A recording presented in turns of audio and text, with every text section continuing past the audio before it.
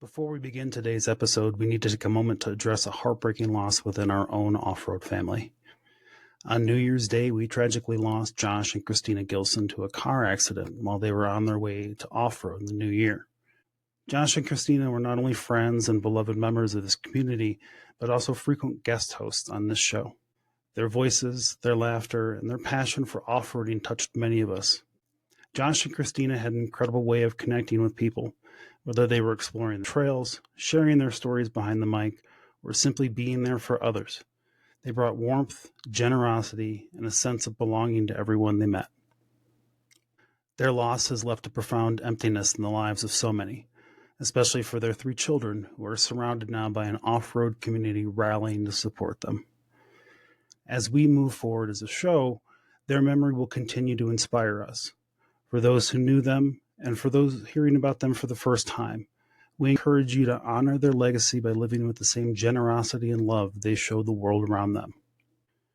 Josh and Christina, you will always ride with us in every trail we take and in every story we share. When we were as soon as we pulled out of the parking lot, I called them and I'm like, you guys have to see this.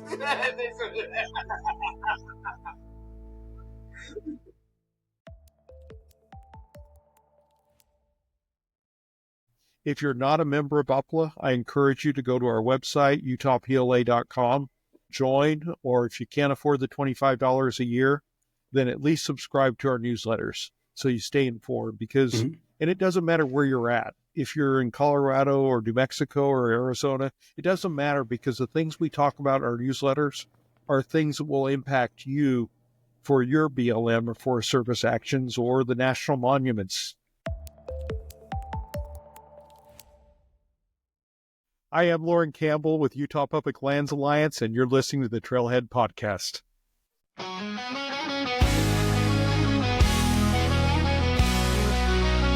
Rev it up, let it roar, feel the ground shake.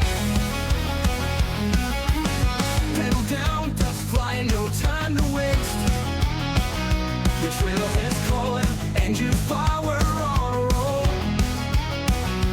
This is where trails start and stories unfold. Under starlit skies, where the wild things roam. Every trail a journey, every Jeep a home. Meet me at the trailhead, where the wild ones run. The dust kicks high and the day's not done. The road wide open and the dirt in our soul. This is where trails start and our stories unfold.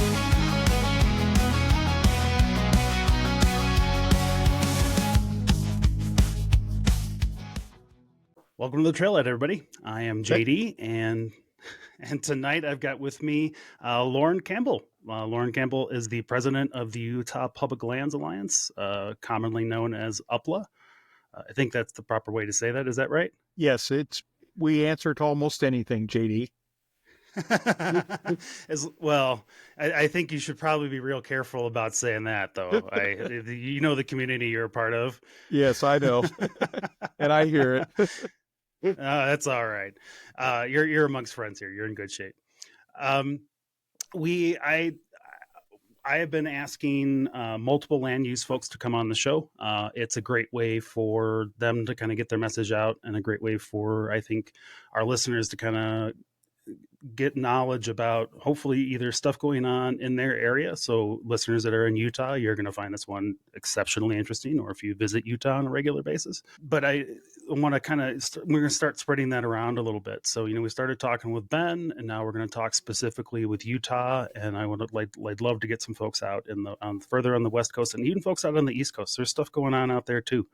And there's not a whole lot of land left there to wheel on. So you really got to fight for what you got. Yeah, it's happening everywhere. I mean, and what happens in one area boils over into another area right away. That's one thing with living in an age where everything moves at the speed of light. No kidding. It's, and I think we'll talk a little bit about that. I think social media has been bad for the sport in some ways and awesome for the sport in other ways. I don't think people would be as engaged with all of the issues that we're going to talk about tonight if it weren't for TikTok and Instagram. Because I don't necessarily know that the average person has the deference to sit down and just kind of go through all the legal documentation and then reply back and try to, put this giant legal thing back to them. So I think it's been good and bad. It's been challenging. It's been challenging even I spend 30, 40 hours a week doing this, and it's hard to keep track of everything. It's just coming at us so quick. Yeah. And I think it's especially now you guys are getting, let's get all to that in a second. I want to talk about you for just a second because I don't want my listeners to just be like, who the hell is this guy? In that case, Loren, who the hell is this guy? No, you currently live in Virgin, Utah, but you didn't start there. You have Midwestern roots like myself. I'm from Chicago.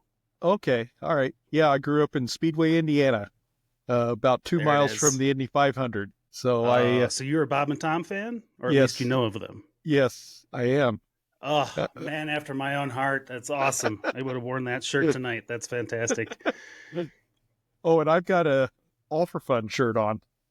I was out today. Oh, that's awesome. Yeah, so I thought, I'm doing a Colorado broadcast tonight. I'll represent. That's awesome. Yeah, I met with Jerry, and then we ended up doing the show live from that event this year. So very good. That's really cool. That's awesome. Fantastic.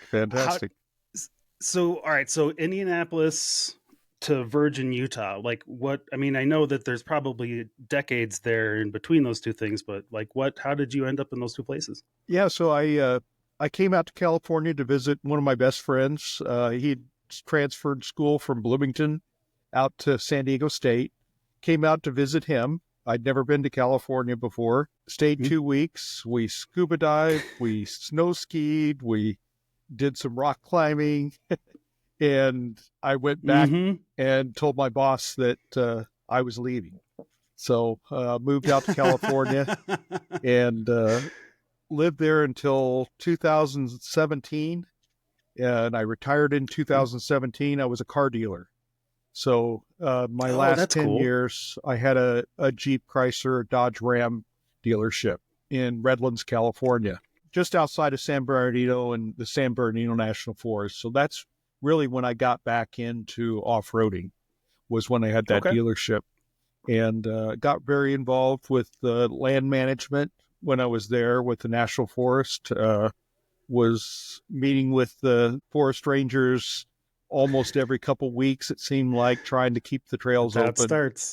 We had a very successful and aggressive Adopt a Trail program that actually started in that forest, and I was part of that very cool group. So we had about 70 clubs that were part of the Adopt a Trail program there. So if you've never wheeled in the Big Bear area, it's a fantastic place to go wheeling, and the trails are clean, well maintained, and there's lots of miles of them. There's lots of miles. Yeah, lots of miles.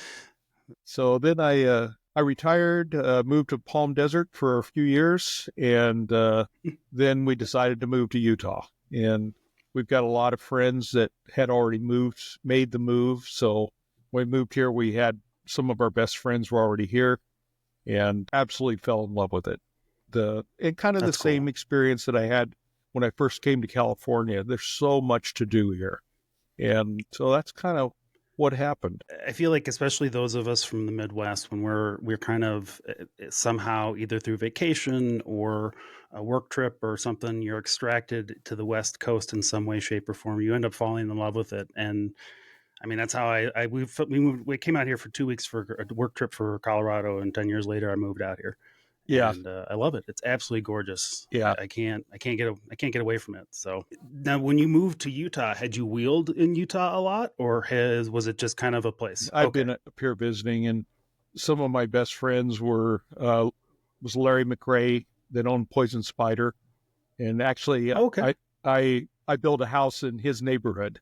So we're best friends, and, we go out wheeling in small groups all the time. And then, of course, within being here for 6 months or so, we had to buy a side-by-side as well. And, so now I've got both. Today we went out in the Jeep. Tomorrow we'll probably go out in the side-by-side. So I'm kind of surprised it's not a state law in Utah, if I'm being honest. Yeah, I think it is. Or a boat. You got to have one of them. Yeah. How far are you from trails there? Sand Mountain is about 20 minutes away, and there's Okay, that's not bad at all. literally trails right behind my house. You can go from my house, you can get on BLM land behind my house, and other than crossing one major highway, you can go all the way to the north rim of the Grand Canyon on the dirt. Oh, that's So really it's cool. pretty cool. Okay. Pretty cool. Wow. I envy you guys. Like I always felt really cool when we moved to this house because I was 5 minutes away from a trailhead. And like that's different though. That's Yeah. that's a big expanse. It's cool. It's very cool. So that you moved to Utah and then you decided, okay, I am not busy enough in my retirement and I need to stress myself out more because I see all this land use stuff going on. And did you join Utah Public Lands Alliance? Yeah. So I, one of my best friends that, I knew before I moved up here, he was on the board of Utah Public Lands Alliance. And he said, you really ought to look at coming to a board meeting and join the board meeting. So I joined the board, and that was in 2021, I believe. And then 2023, we had a president that had been president for 8 years, and he was tired. He really had been wanting to get somebody to take it for 2 or 3 years. And I didn't say no enough times. Yeah. So yeah. When someone's picked you out for that kind of a thing, it's you've really got to be like a foot in the sand, otherwise it doesn't work. And UPLA has started down here to protect Sand Mountain. That was really what it was formed for. Sand Mountain was under siege. There's some developers that were trying to buy a part of Sand Mountain to build homes on. And UPLA got involved. They got a group of leaders together. They got some major funding from one of the individuals that was pretty wealthy, and he got a startup money to get started. And very cool. It was formed. He actually started 3 organizations in Washington County here, and UPLA was the one that really represented for land use. And it took about 2 or 3 years, but they were able to knock the developer out of it. And we kept Sand Mountain the way it is. It's interesting because Monday I'm meeting with the Washington County Water Conservancy, and Sand Mountain again was under siege a year and a half ago. They're going to build a reservoir in the Warner Valley area, and they're going to take over part of the West Rim part of Sand Mountain. And it's going to be a land exchange. So we got involved with Washington County Water Conservancy District. BLM is very good to us here. We have a great relationship with them. Put together meetings with the City of Hurricanes, Washington City, and Washington County Water Conservancy, and a few leaders from the OHV community. And we were able to negotiate an agreement that we're going to review on Monday, but it's about ready to be final now. And that's they're cool. Putting the seal on it next Friday. BLM is going to issue their EA. And all the conditions we negotiated out will be incorporated into the EA. So it's kind of one of those things when you get the right people together. Yeah. It's amazing what can happen when you get people working together for a common cause. And they're going to get their reservoir, which is sorely needed. And we're going to keep all of our OHV area on Sand Mountain. Plus, we're going to get them to build us a restroom and a new trail. So it all worked out. I mean, it's all worked out pretty good. All right. That's pretty damn good if you ask me. I mean, hell, we're just fighting to keep stuff open here, man. That's awesome. I love hearing those victory stories, and I feel like we're hearing more and more of them. Yeah. When did UPLA start then? 2014. What year was that? 2014. Okay. So you're in your 10th year then. Yeah.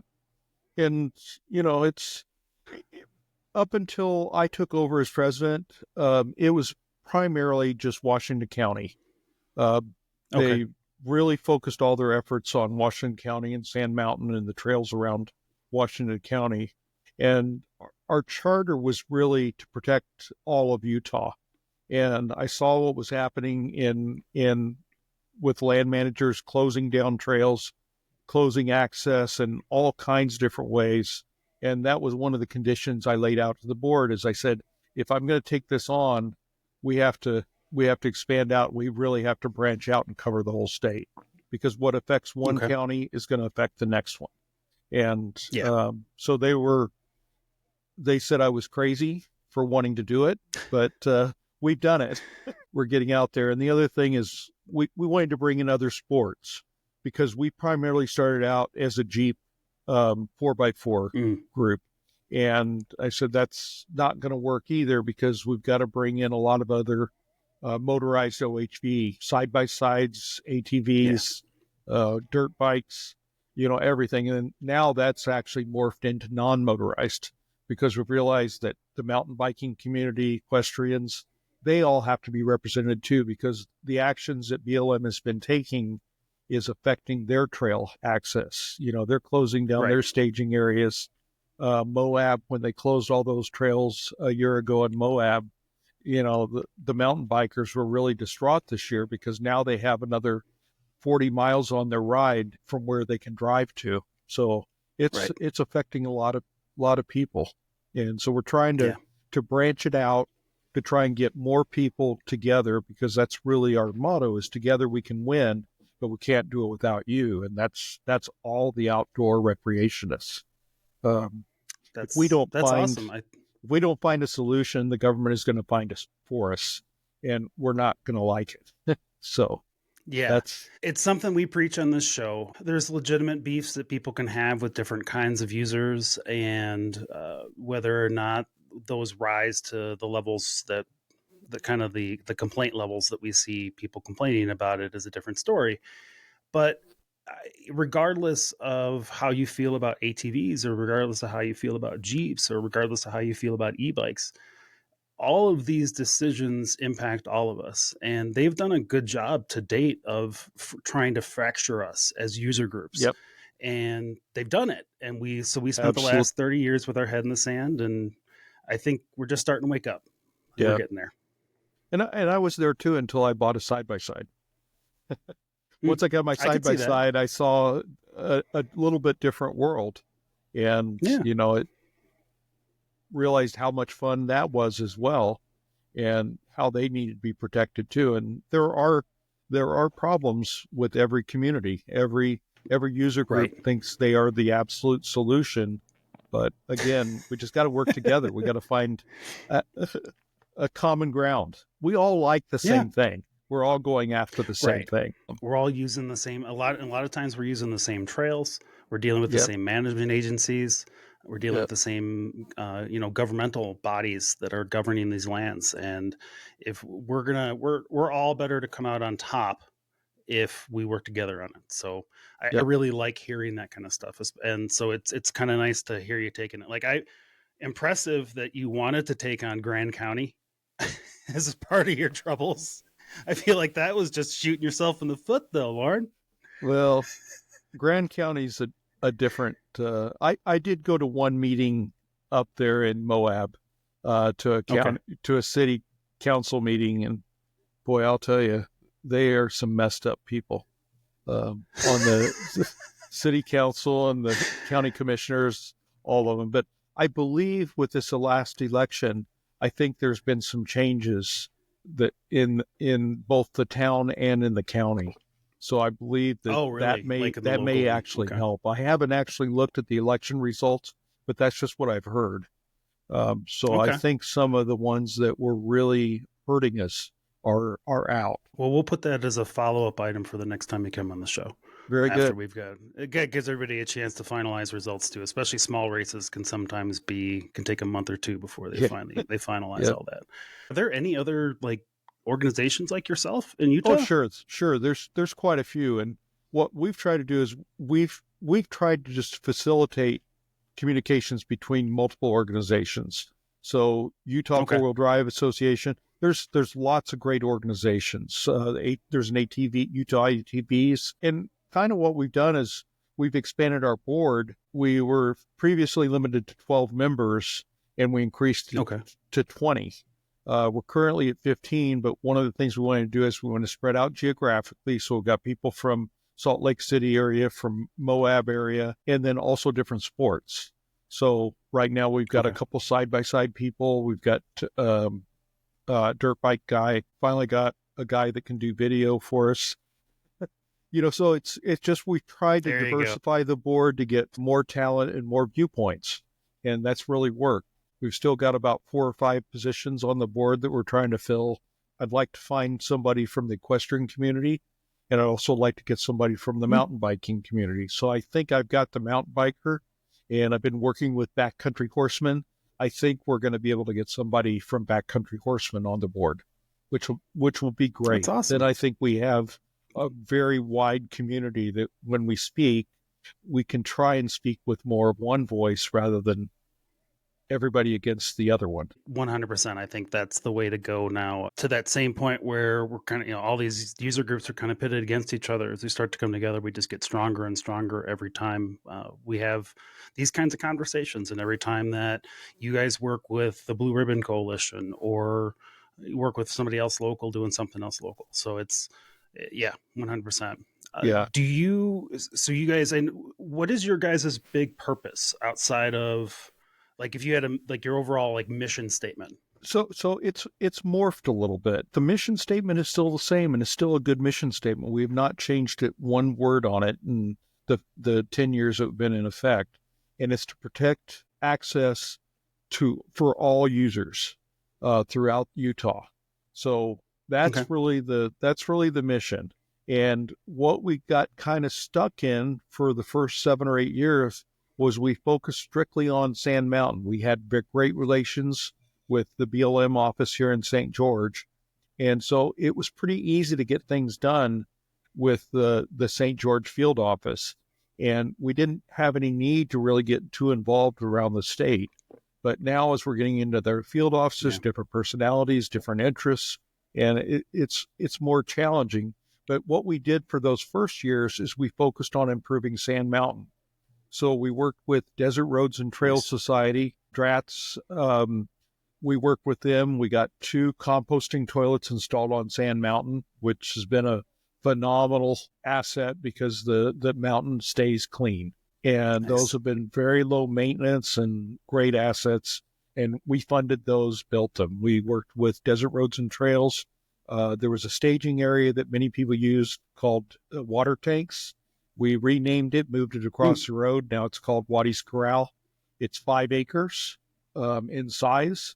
And we've got it. So we've got a huge staging area. It got so well used that the access road to get up to it, it was a dirt road, got so beat up that we got funding to pave it. So now we have a paved road to the staging area to cover that 3/4 of a mile. Because what was happening is the people with trucks and trailers didn't want to drive up the road because everything got beat to death. So, we did that.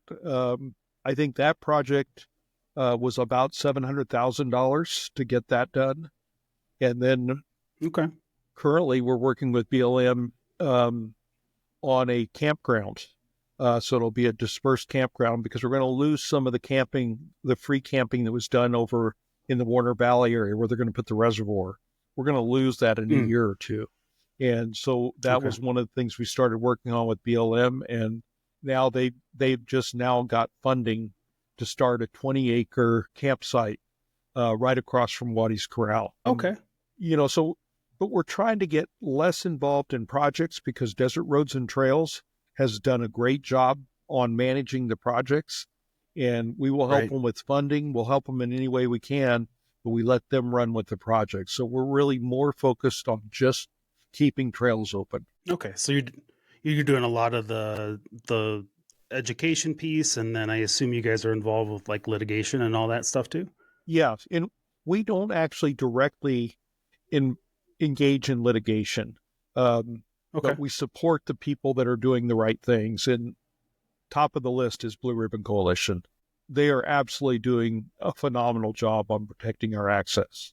Last year, for example, we did a fundraising campaign to support Blue Ribbon, their legal strategies, and we donated $110,000 to them last year.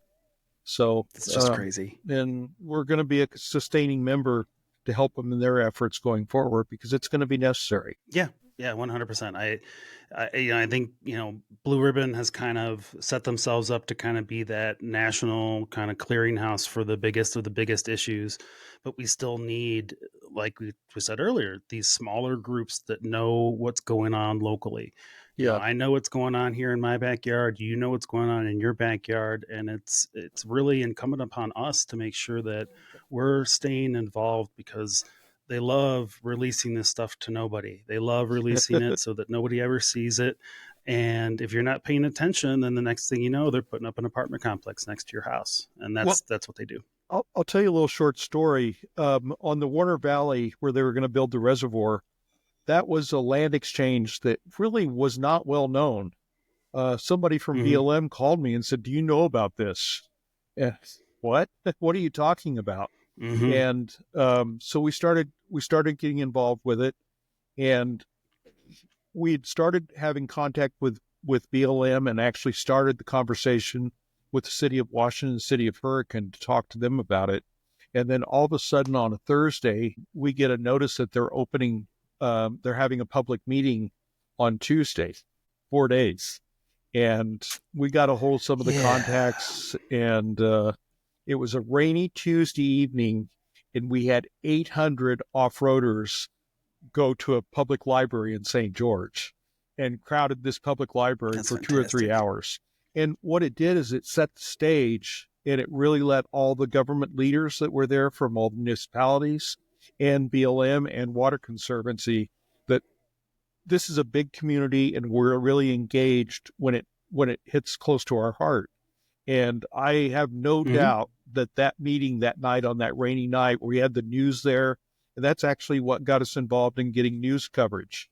We got Fox 13 News to come down with a reporter. We got St. George News, and you get that kind of coverage, and you start breaking through, and it's tough. The media is tough, but and there's a lot, right? Like, you guys have 13 active travel management plans in Utah? Yeah, as well, there's actually more than 13? That, but there's 13 from the 2017 settlement agreement. Those are the primary ones. Until they get done with those, nothing else is going to happen, just because they just can't. They're having trouble keeping up with those. But we're about... I was going to say, they're really having trouble, especially because of all of our engagement. Yeah. It's tough. I mean, we're still waiting on some big travel management plans that we think we've made some substantial improvements to the way we engage with comments, that we haven't got the results yet. But I believe that we're going to see some less damaging results. And I guess that's one way I look at it. When you try and engage people to submit comments, there's a couple reasons. One, because their comments can influence a land manager to say, okay, we're going to keep this one open, where it was on the closure list. So you're going to get a few that, and maybe a lot of them, that they just willingly include as open. But the other thing is, if you have good comments, it gives you standing to be able to bring litigation. And without those comments on individual trails, you can't litigate those individual trails if you don't have good comments. So, it's a two-edged sword on that, but they're very, very important, is to get individual trail comments submitted by users of those trails. Yeah, and so I'm a Trails Off-Road rider. Okay, so great. They work with Blue Ribbon Coalition to get information for them and kind of give some of that information. But you guys are doing something like specific to Utah, right? Like, you guys, it's just a database for stuff in Utah right now. Yeah, so we launched a program called Trail Saver. It's trailsaver.com, and it is strictly limited to Utah right now. But people can go out anytime that they run a trail. They can write a short report on that trail and take photos, upload GPX tracks, whatever they want to. And then what we will do is we'll keep that in a database. And when a travel management plan opens for that area, we'll send them back their report that they wrote with tips on how to submit the comments and exactly where to submit the comments. And we're collecting a database. And I can tell you that sometime after the first year, it will not be limited to Utah. I've been talking to Ben about adopting it. I can't speak for Ben, but I'm pressuring him, and I think he's he's over the curve. So I'll be meeting with Simone in the next week or so to try and talk about how to get them to launch it nationwide. And it'll still be the same database, All right. still be trailsaver.com. Yeah. It makes me want to talk to people I know at Trails Off Road and figure out how we can add something to submit it to the Blue Ribbon Coalition when someone drops a trip report in. Yeah. We here in it. So if you're out there and you're listening, and if you've never heard us talk about this kind of stuff before, one of the biggest things that can get a trail closed in any state is when the managing agency comes to a travel management plan and says this road is just not being used. Yep. And they can say that for a whole host of reasons. They can say it because there's too much grass growing in the middle of the road. They can make up whatever they want to make up. And when I moved here to Colorado and I started mapping all of these trails out here, I was really adamant about getting those little quarter-mile and half-mile, spokes to trails and stuff that all had designations and forest road numbers. And just a few years later, they were all getting chopped up and chopped in half. And it's because people didn't know about them, and because people didn't know that they needed to kind of protest about it. And like, oh, I don't know that trail. I'm like, you do, though. You've probably been on it. And if somebody has, it's not overgrown. Yep. So I think stuff like this really gives people a way to contribute it back. And even if they don't have the opportunity to comment on it later, it gives you guys the opportunity to submit it to the managing agency and go, no, actually, these are being used. And here's the documentation to show it. We have receipts. Yeah. And we've taken the approach that we are not going to submit people's comments directly to BLM because we don't want to be responsible if they've taken a picture that showed something that they shouldn't have done. Maybe they were on a closed trail and it's got... Okay. So we made the decision we're going to facilitate it back to the user, but we will be able to amalgamate information, and we'll be able to show that we had 40 trail reports on Trail 3468. So we can tell them that, and we can show that there is use. So we can do that, but we won't share people's pictures or direct comments. That's good to know on their behalf. So that was a privacy issue that we did. To know too. Yeah, I like that. I think users would like that to know that as well. I think that's not a bad idea. As long as you can provide that kind of information in the aggregate, just kind of say this is how many people go out. At the very least, it gives you a hit list for when these things come up on a block, and you can be like, I'm going to send some of my folks out there to get pictures and video and do good documentation of the trail. Yeah, that's awesome. I'm really hopeful that this program takes off, but again, it requires everybody to get involved. Somebody actually has to take 5 minutes. And that's literally all it takes, 5, maybe 10 minutes to submit a trail report. Yeah. You can do that. Your passenger can do that on the way back home. So it's pretty easy. I was about to say, you guys didn't exactly make the form hard to do. So. No, it's pretty simple. And it parallels what BLM uses in their route reports. So the same type of questions are on our form that BLM uses though. All right. So what else? So what's going on right now? Like, what kind of top line issues do you have in Utah? Because I know I have a couple that I'd like to ask about. Like, I want to talk about the United States versus Utah thing, or the Utah versus United States thing, and obviously any Moab updates. But is there anything you want to talk about in particular? Well, sometimes we feel guilty because we're beating people day in and day out. We need trail reports. We need you to comment on these trails, but it is having a positive impact. I'll be honest with you, JD, for the last year, it's been tough sometimes to get up and say, I'm going to keep doing this, because it just, you get beat up time and time again, and BLM is a lot bigger than us. I mean, they can launch 10 of these travel management plans in a year, and it's hard for us to keep up with that kind of activity. But recently with the court system, at just about every level of the court system, both the Supreme Court, the 10th Circuit Court of Appeals, and the District Court, we've seen some amazing lawsuits that have really made a huge difference in not only what we've done in the past, but what we're going to be able to do in the future. So I think these lawsuits and trying to figure out how to incorporate the decisions from these judges or panels into our comments will really have a positive impact on us going forward. You know, it will cause BLM or Forest Service. We don't have as much problem with Forest Service. We still have some, but not as much. And we don't have as much forest.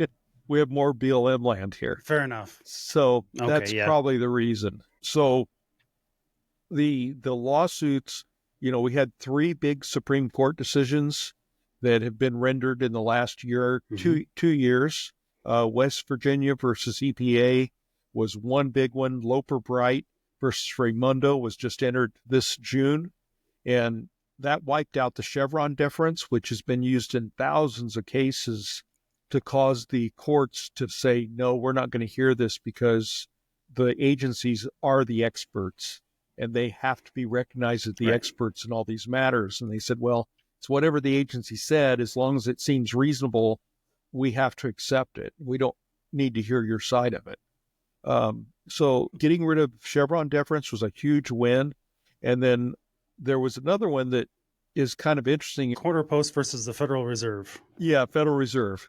And credit card interchange fees. You think, what could credit card interchange fees have to do with land use? When, you know, it's like in all these cases, you know, you have the reason for the suit, but when the judges or the panels write their decisions, they have to justify why they came to that conclusion.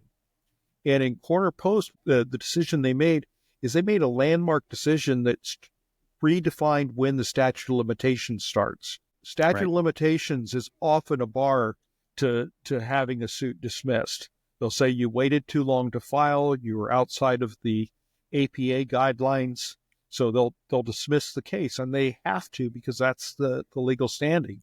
And in Corner Post, they actually redefined the start of statute of limitations begins when an injury occurs. It used to be when a law was passed.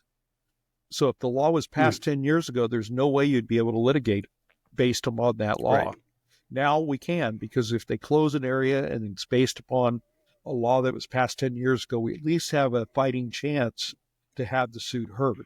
So those are really important decisions that have come down from the Supreme Court. And Ben sent me another one yesterday from the DC Circuit Court of Appeals, and it's another win. You know, the Supreme Court has really made it clear that they do not want this expansive overreach of government agencies.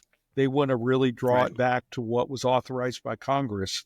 And, you know, it's going to have some downsides to Congress. Congress is going to have to get a lot more specific when they write their laws. They can't write them real broadly and let the agencies fill it in, because then you have this issue between different political parties that come in. They have different interpretations, different goals, and it was never what Congress intended. So we think there's going to be some big changes. Yeah, and it ends up this seesaw back and forth that the public is kind of caught in the middle between, you know, the competing agencies, because no one's ever actually written it into law and said this is what you're supposed to do and this isn't what you're supposed to do. And while I can kind of understand why at certain periods of times they might have thought that the idea to kind of defer to people who are quote unquote experts in certain situations, I think that time and time again, it's proven that it hasn't kind of worked out the way that they expected it to. That's exactly right. As such, we have a situation where Congress needs to do their part when they write these laws. And if that means you got to hire consultants to help you write these laws so that you can spell it out in the law, then that's what you got to do. Instead of spending the money on the federal agency and then telling them to make the decision when they may or may not, you know, they don't have anybody to answer to. Yeah. You know, I came from a small town, and, you know, the joke goes that, you know, this small town only had one attorney and everybody was doing really well with just one attorney. But then a second attorney moved into town and all hell broke loose, you know, and that's really what it comes down to, is who has the best team of attorneys and who has the most money. And the answer to that money is the government. You know, the government always has more ability financially to be able to fight down the little guy. So that's where having an organization like Blue Ribbon Coalition is absolutely, and their new attorney is phenomenal. Matt Miller is just a fantastic attorney. he's really changing the position. They're just doing some amazing things. I can't support them enough. It's just, I, like you, was very disheartened when I first started really learning about what was going on with land use here in Colorado. And it took a while before I finally started talking with some more people. I'm like, oh, there's kind of a resistance here to this. There's people who are working against it. There's people who are working to try to find out what's really going on. And, like the Chevron deference stuff, we have a situation here in Colorado where we've been trying to get a set of trails open since a fire like 20 years ago. Yeah. And issues back and forth, excuses from the Forest Service. And then finally we get an organization that comes along, drops a FOIA request, only to find out they've been conspiring to keep those trails closed. Yeah. And we would never have had that knowledge if we didn't have a group to help us. Yep. Yeah, that's why wherever you're at, you need to support the organizations that are fighting for you. And, what I tell people is we all spend a lot of money on our form of recreation, jeeping or side-by-sides or RV trips that, you go to events and stuff. Seriously. None of that is inexpensive. We spend a lot of money on it. And we need to start allocating a little bit of our budget to land use. We need to support these organizations that are fighting for our rights to preserve our way of life. And if we don't start separating out a little bit of our budget, maybe you don't buy that new set of lights that you've been looking at. Maybe you give that $500 to Blue Ribbon. That may be what it takes to win, because Blue Ribbon manages their legal expenses very well, and they get a lot of pro bono defense, but it still takes money. It still costs money. It still costs money to litigate in this country. Mm-hmm. Yeah, we made the decision. UPLA has never had any paid employees, no board members not paid. Nobody's been paid in UPLA, but we made a decision early last year that we needed to hire a natural resource consultant. And we hired a part-time natural resource consultant that works for us from California. And she has just made a huge difference on the comments that we're doing. And she works on a lot of the BLM regulations, and I work more on the legal side of the recent decisions. And, comments are now very professionally written. They're getting 80 to 90 pages in length of things that we think can make a difference or things that will protect us if we need to litigate it. And when I took on the role as president, I said, I'm retired. I really like retirement. I'll do it for 1 year. Well, I'm getting to the end of my second year. And my plan, hire an executive director to run the organization, because my 30 hours a week is not really enough. I don't get out to all the communities around the state of Utah to go to club, to talk to their people, find out what's on their mind, find out what their local issues are. And an executive director that's full-time, that has a travel budget, and that's their job, that's the answer. So after the first of the year, we're going to work on trying to find an executive director. Anybody out there is interested in fighting for the land in Utah, please get a hold of me. Oh, for a minute there, I was going to recommend one of our other hosts. And then you said professional. No. And then you said professional. I'm like, oh, that rules him out. So no, I don't think so.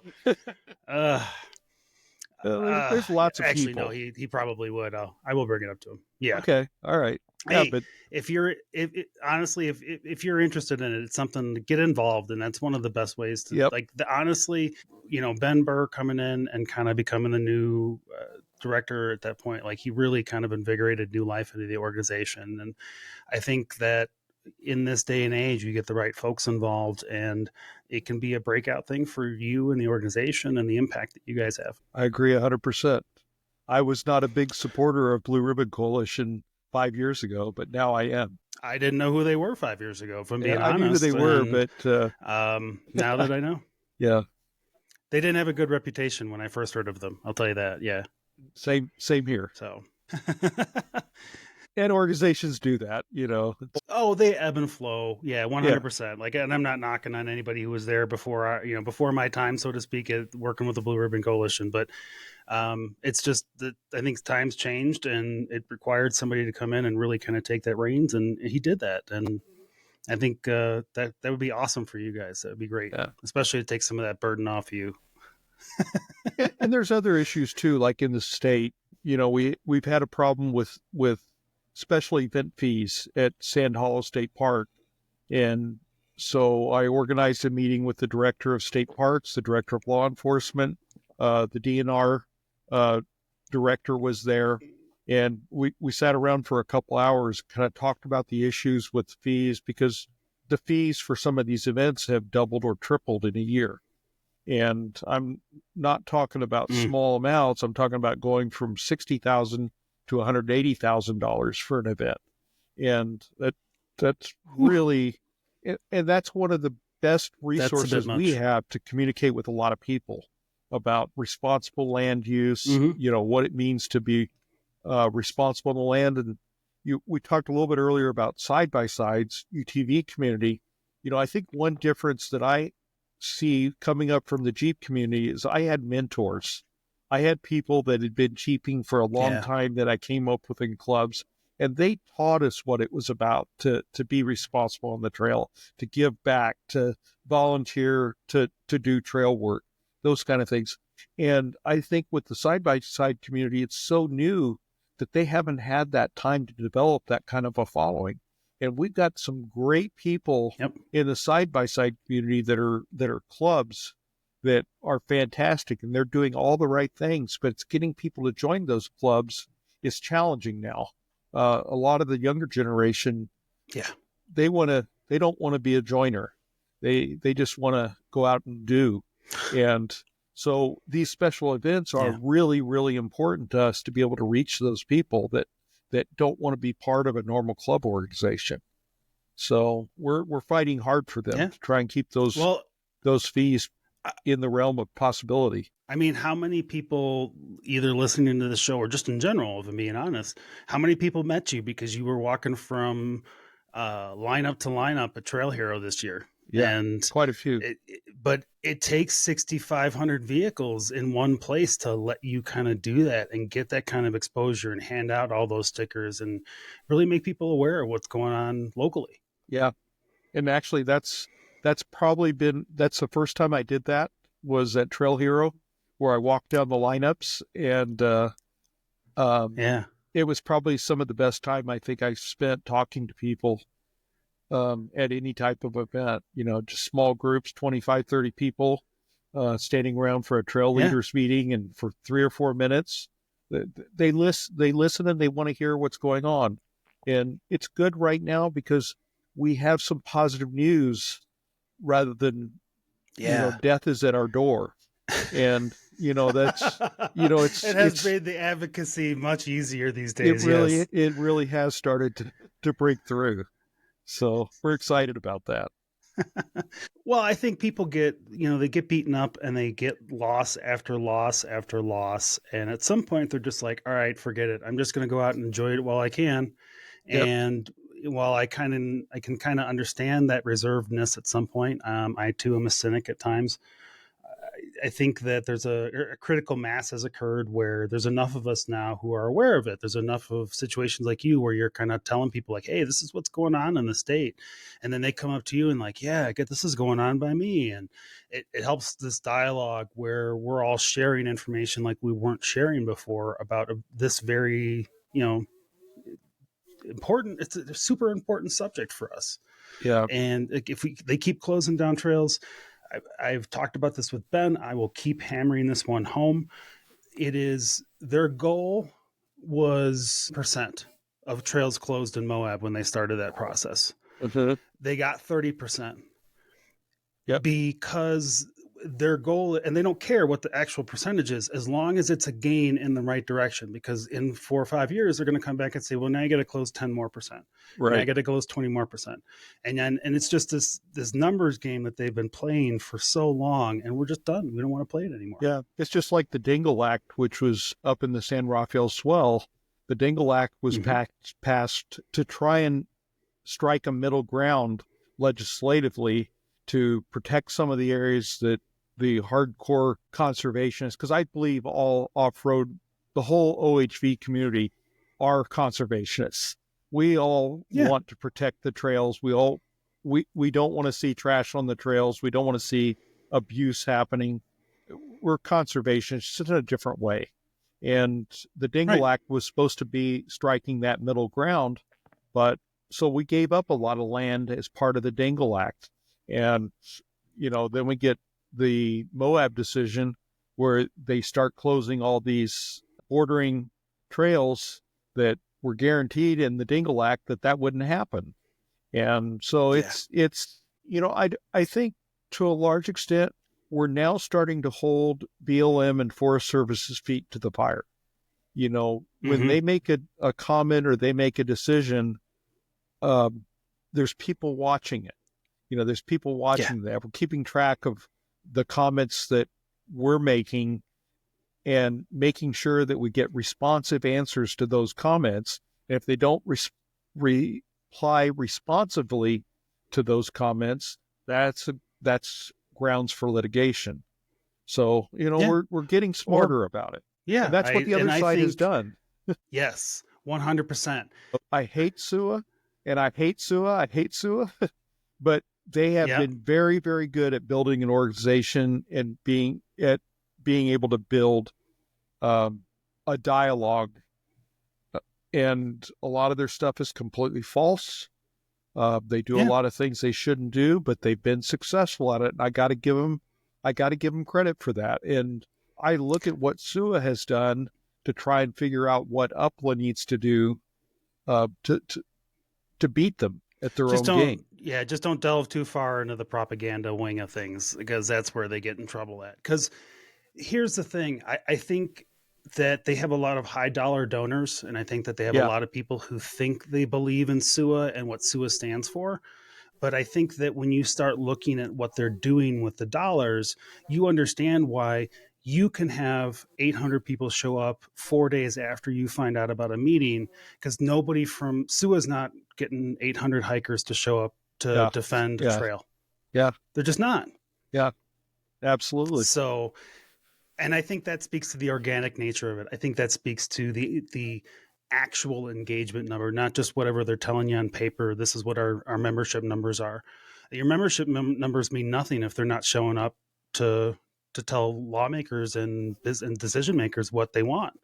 And I love that. I really love, it's a non-violent thing at all. It's just people showing up to say, hey, there's a lot of us here. And you may think that we're just, these dumb Instagrammers, or you might just think that we're idiots out there and off-road. There's a lot of us out here, and there's a lot of us enjoying these public lands, and we don't want to give them up.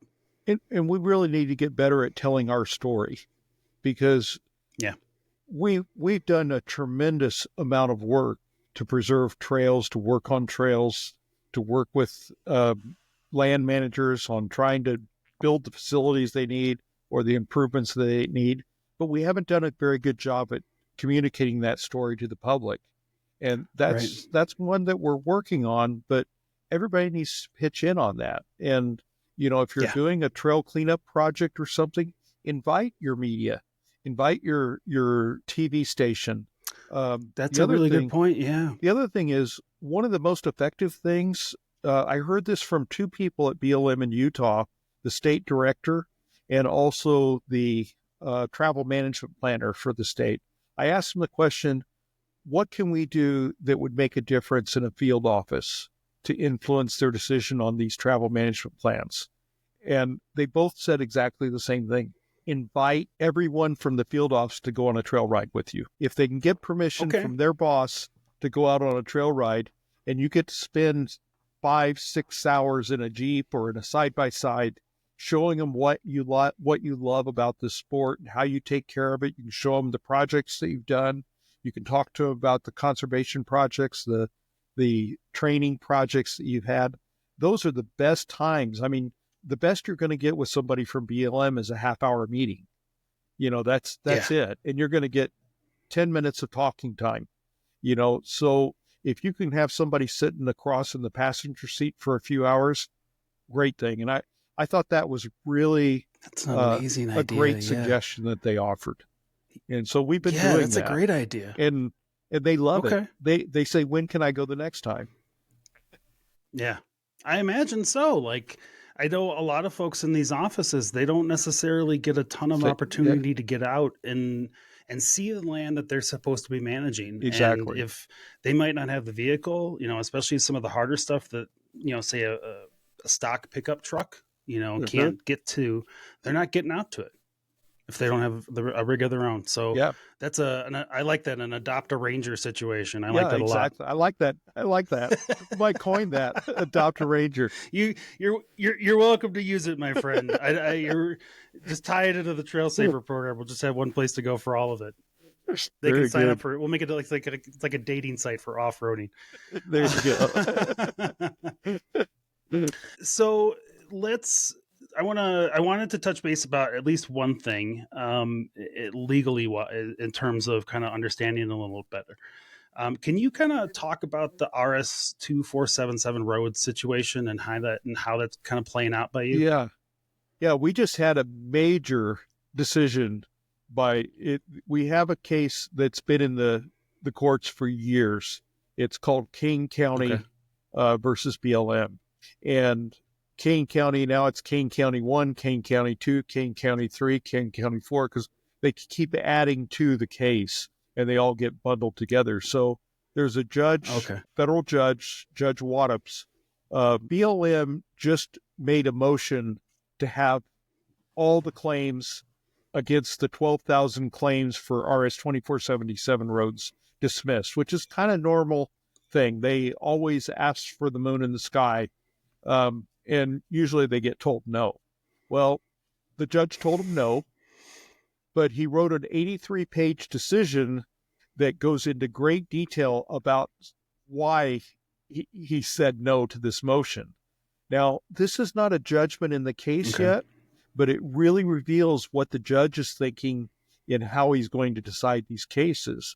And one of the big decisions that he made in this, and it's really just now it's a decision on a ruling, on a motion, but when the decision comes out on the case, which is coming very soon, I believe now, it will actually state that BLM must recognize those 12,000 RS 2477 claims, and if they want to appeal them, they have to appeal them one at a time. So it's completely turned the table upside down from the way it is now, because now the state of Utah has to fight for each trail one at a time. And so this bellwether case that they're having with Kane County, Judge Wattops really tipped his hand of he believes BLM has really overstepped their boundary, and that all these RS 2477 roads are actually valid claims and should be restored. Now, in Moab, there were 317 miles of trails that were closed. 120 miles of those rails were RS 2477 roads. So just that one ruling could give us back 120 miles of trails. That's amazing. And then the RS, that's just basically the RS 2477 rule is essentially like a right of way through state land for federal highways, kind of a rule, kind of a thing that they just kind of using in the off-road space. 1866 federal law that basically, when they were trying to get people to settle the West, they needed roads. And so they said, if you build a road, we will have a permanent easement no matter where the road crosses. It didn't matter whether it was on, actually at that time, it was all federal land. But once an easement's granted, then that easement stays in place no matter who owns it. So when it's transferred back to the state of Utah, or it's transferred to state parks or private landowners, that easement still exists for those RS 2477 roads. And then in 1976, the Federal Land Policy Management Act was passed, and it basically sort of removed that 1866 law. But they can't remove easements because those are grants of right-of-ways, and those right-of-ways can't be abridged. So they Okay. just haven't paid attention to it. We comment every time when we make comments on BLM travel plans, and then they still say, sorry, it's closed, but we'll give you this little statement that says, if this is adjudicated, we'll give it back to you. Well, it's not going to happen, because after a trail's closed for 3 or 4 years, you're not going to get it back, because it is going to be reclaimed by that amount of time. And now they're not going to give it because it's a reclaimed road. So, Right. this It's the game decision, they're playing. there's a whole host of things that 83 pages is probably the best reading that anybody can do if they want to see how the tide is turning. We have it posted on our website for the Kane County decision. It's highlighted, so you don't have to read word for word through the thing, but it is very refreshing reading. I'll link to it in the show notes. Yeah. And it's a federal court decision. So, will it get appealed? Probably. It'll get appealed, but it would be Most things do these days. It would be a huge decision on our side, and appeals are harder to win than the original cases most of the time, as long as the legal decisions were made right. They don't often go into the facts on appeal. So they accept the facts, but they look at exactly. They usually look at it for the legal merit. Right. So we think this Kane County is really going to make a huge difference for us. And it's a Utah federal judge, but it's a federal judge. So theoretically, it would cover the 10 states, or all the states in the 10th Circuit. So that would include Colorado, Oklahoma, Kansas, I think Idaho's in it, Montana, North Dakota, South Dakota. So it's a big area. New Mexico, Arizona. Okay. It could really make a huge difference. Wow, I didn't realize it encompassed such a large area in terms of impact to it. Okay. Yeah. Good to know. All right. Well, after that finally drops, we'll have you back to talk about that one. Okay, great. So very good. The only other one I had for you that I really wanted I just kind of wanted to get your opinion on and how you felt about it. We talked with Ben a little about it. Ben is a Utah resident there, and this was kind of a big thing that dropped in August when the state of Utah essentially gave a middle finger to the federal government and said, "Look, we've had enough of you kind of just taking whatever state land you want and designating it whatever you want it to be. And we're going to ask for this back. We're going to at least claw a large chunk of it back." So how do you feel about that? I think it's a great and bold move. And I'll tell you, probably one of the most encouraging things I think about that case is the attorney that is representing the state of Utah. The attorney that's representing the state of Utah is a guy by the name of Paul Clement. And I'm not an attorney, although I pretend to be one on TV sometimes. But Paul Clement, I think we all do when we have to. Paul Clement is the winningest and has more cases before the Supreme Court than any other attorney in the United States. So he is the one that's representing the state of Utah. And you don't get to have that kind of record if you don't pick winning cases. He didn't have to take this case. He thought it was an important decision, and he took it because he thought he could win. And it's a very novel approach. It went original jurisdiction, which states have the right to appeal directly to the Supreme Court, which is something I wasn't really aware of. I didn't understand the implications of that, but they don't have to go through the district court, the Court of Appeals. They can go straight to the Supreme Court. Yeah, they really fast-tracked this one, didn't they? Yeah. So the Supreme Court hasn't accepted it yet, but I think right now we've never been in a better position with the Supreme Court to get favorable decisions, because they've shown a real strong track record that they want to curtail the expansion of the federal government by the unelected bureaucrats. So I think it has. At the very least, they seem very focused on putting state control of state issues and state resources back in state control. Yeah. And I think that's kind of that's what stuck out to me when that suit dropped, was just like, well, they're basically saying that we don't trust you to manage this particular pieces and these pieces of this land. So we're going to tell you that you can't. And this is why. Right. And I thought it's a novel argument, but it sounds solid to me. And based on what I've seen, some of the rulings as of late, I can see them winning this one. Well, the way you win in the Supreme Court is on constitutional issues. And the enumerated powers clause of the Constitution only gives the federal government, I think there's about a dozen enumerated clauses or abilities of the federal government. And it clearly states right after it lists those 12 that all other obligations or rights are conveyed to the states. Right. Perpetually being a landlord is not one of those provisions. And, it comes down not just to land use, it comes down to money. I mean, right now, all these grazing rights leases that they do, all the oil and gas developments they do, those all go back to the federal government. Utah doesn't get anything. And some of our counties in Utah are 80% federally owned land. So it really affects their economic viability. And it's probably the majority of the Utah counties that are in that situation. I think everybody has heard that we've got a new guy in charge that, his motto is drilled, baby, drill. He wants to be energy independent. That could be a huge gain for us in Utah to be able to get more of those resources that we get out of the ground. There's another case that the Supreme Court has agreed to hear this next year. It's 7 County versus Eagle County, Colorado. County. It's a big case, and it has to do with NEPA. There was another one that had been dropped on me that has to do with CEQ.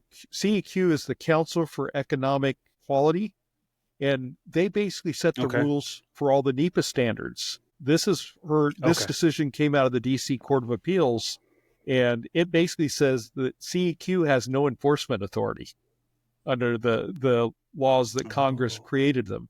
So they can act as an advisory, but they can't do enforcement.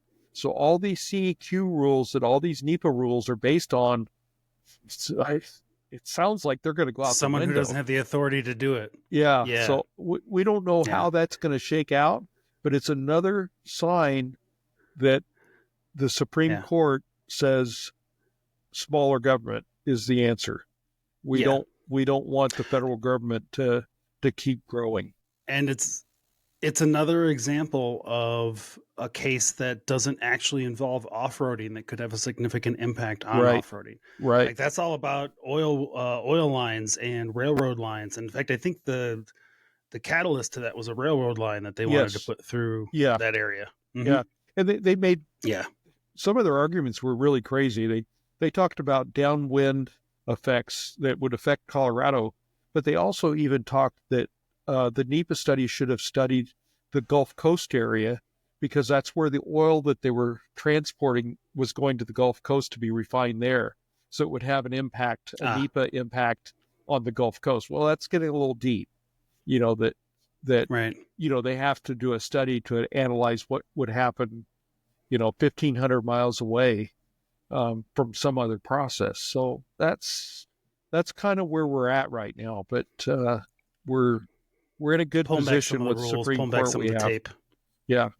Well, let's see what else we got here for you. What's up for UPLA next year? What do you got other than trying to find yourself an executive director, which I will remind our listeners apparently is an open gig at the moment. So if you're interested, you best reach out to them with a resume. Yeah. It's I'd like to thank everybody for all the support that we've got, because we've got a lot of support and it continues to grow. And if you're not a member of UPLA, I encourage you to go to our website, utahpla.com, join, or if you can't afford the $25 a year, then at least subscribe to our newsletters so you stay informed. Because, and it doesn't matter where you're at. If you're in Colorado or New Mexico or Arizona, it doesn't matter, because the things we talk about in our newsletters are things that will impact you for your BLM or Forest Service actions or the national monuments. National monuments are another like we've been talking here. But, I'll let you talk to Ben about that when you have him on the show. But national monuments are another huge thing that we didn't even touch on today. Yeah, I'll probably get into that with him next week about it. There's always something to talk about with this stuff. I don't think it's going away. And lastly, don't get disgruntled about some of the actions of having trails closed, because, it could have been worse. If there hadn't been comments, it probably would have been worse. And, if we do a good job, we can fight and work with your land managers. It's harder for them to say no to somebody they consider your friend. And we've got great relationships with a lot of the people that are in our local areas that have been our friends that we've worked with on trail projects or different subjects over the years. Don't give those people the cold shoulder. Just because they've got a BLM badge doesn't mean that they're the bad guys. And, we've had a couple really bad ones at the top of BLM and the Department of the Interior, but that's going to change here, I think, in a couple weeks. So we'll see changes there. And, don't shoot the guy that used to be your friend. That's the guy that could make the difference on saying, no, we're going to close this one. We're going to keep these two. And, we need those people to be advocates for it. Yeah. 100%. Thank you very much, JD, for having me on. It's I look forward to this ever since we met at Trail Euro. And yeah, man, and sorry, just to piggyback on that. Yeah, it doesn't matter where you're at, whether if you're in Utah, obviously get involved with with UPLA. If you're in Colorado, there's CORE. I'm sure there's organizations like that in Arizona and New Mexico. Make sure that you're paying attention. And dude, that's one of the idea of just taking your rangers out or taking your BLM manager out on a trail with you in a group. That's an amazing idea, and we need to do more of it. So. Get involved. Just get involved locally. You'll figure out how that stuff translates into the larger picture, and then you'll suddenly find yourself involved in those things too. And then the next thing you know, you realize that Utah is connected to Colorado, and it's connected to Illinois, and it's connected to New Jersey, and it's all connected. And if we get enough of us together, we can manage it. We can start to push back against a lot of the closures that we have been seeing for the last few years and even decades at this point. I think we've reached a turning point, and I'm really happy. I'm really thankful for folks like yourself. You're spending your retired years dealing with this kind of stress, man. That's nothing but love. I can't. I appreciate it. Together we can win. Awesome. Together we can win, my friend. That's awesome. All right. Well, check them out at utahpla.com. Again, that's utahpla.com. You can get information about the Trail Saver program that they've got going on.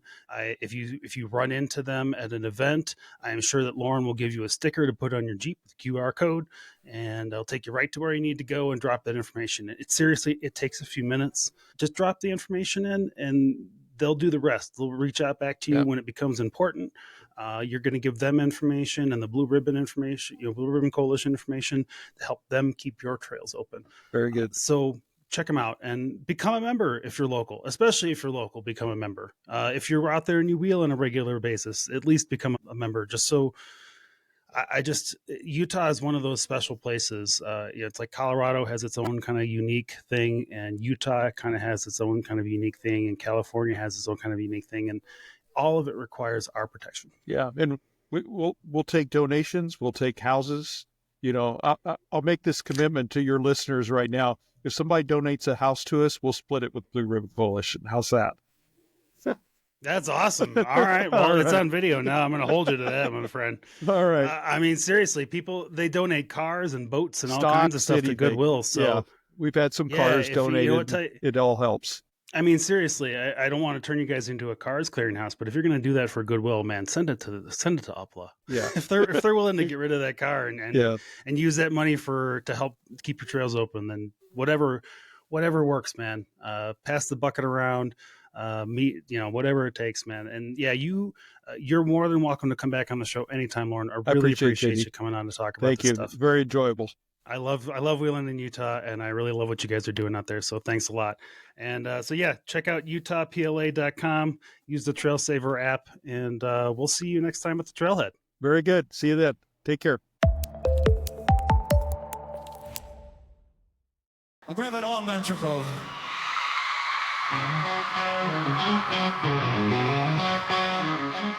I'm revving up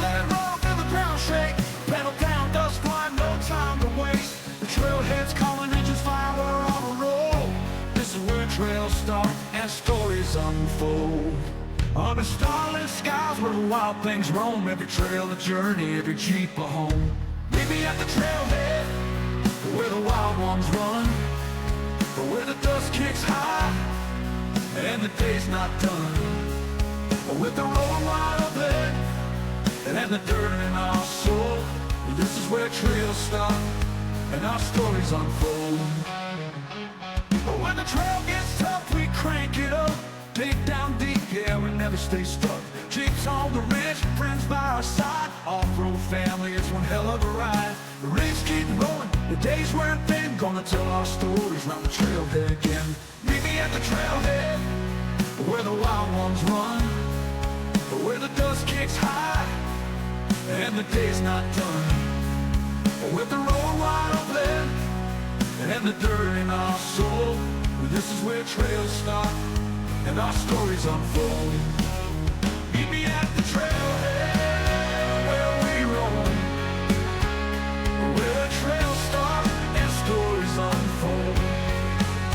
Whoa, when the trail gets tough, we crank it up, where the dust kicks high, and the day's not done. With the road wide open, and the dirt in our soul, this is where trails start, and our stories unfold.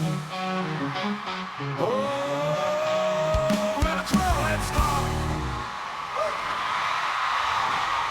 Woo, thank you. Oh, where the trails start, the stories unfold. Woo. Thank you, Rabbit. We're the wrong mantra, never wrong mantra. Thank you. Woo. Woo. Woo. Woo.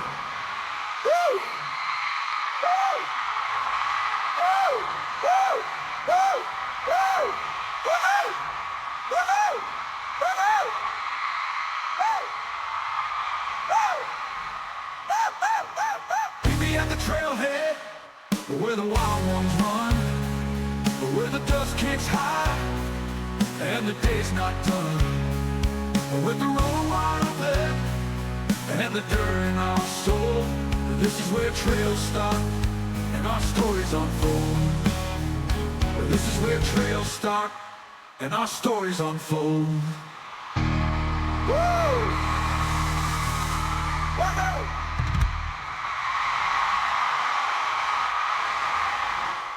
Thank you.